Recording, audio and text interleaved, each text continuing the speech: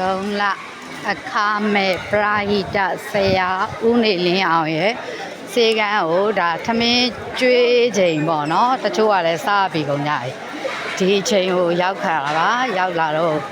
ရိုက်ပြတာပါဒီပေါ်မှာအိတ်တဲ့လူတွေနော်ဟိုအခါထဲမှာအိတ်တဲ့လူတွေဒီမှာအိတ်လို့ရတယ်ဟိုအထဲထဲကအဆောင်တွေမှာနော်တိတ်တယ်ဒါဒီထဲမှာညအိတ်ညနေတဲတဲ့လူတွေဒီမှာထိုင်ရတာပါဒီနေ့စက်သားဟင်းနဲ့ကျွေးတာပါကျမကျွေးပြီးအပီးတပီးပေါ့ရောက်လာတာ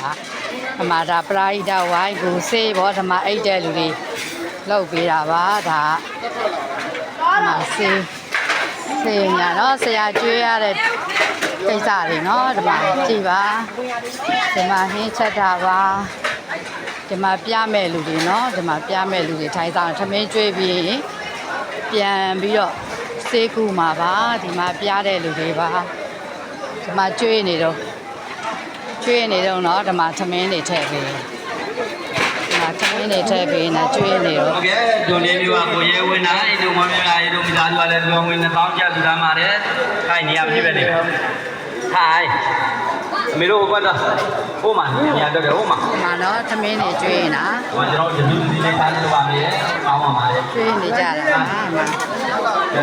ပါထမင်းကျွေးချိန်တော့စားပြီးတဲ့လူတွေလည်းပြီးပါပြီအောင်းပါပါလေဒီထားပြီးထားမယ်မလေးကစေကမ်းကြီးလို့ပြောတယ်ရပါပြီဆရာမင်္ဂလာပါမင်္ဂလာပါမေဆရာသမင်းကျွေးနေတာတော့ကျက်သားစီပြန်နေဒီနေ့ကျက်သားစီပြန်ဟင်းနဲ့ကျွေးတာပါဒီမှာစားနေကြတော့ဟာဝေးလူချင်းဒီမှာနေရာလေးတစ်ခြားလို့ပြောရတယ်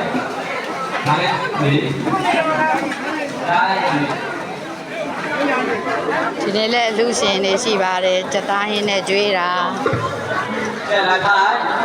ရပါရဲ့သူမျိုးဒါလေး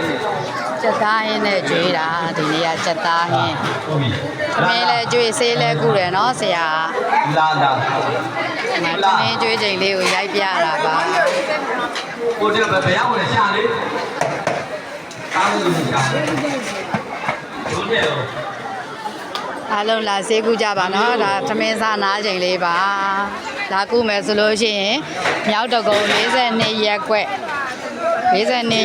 မြောက်တကုံမဟာကန္နာယုံကျောင်းတိုက်မှာကုတာပါအားလုံးကျေးဇူးတင်ပါတယ်လား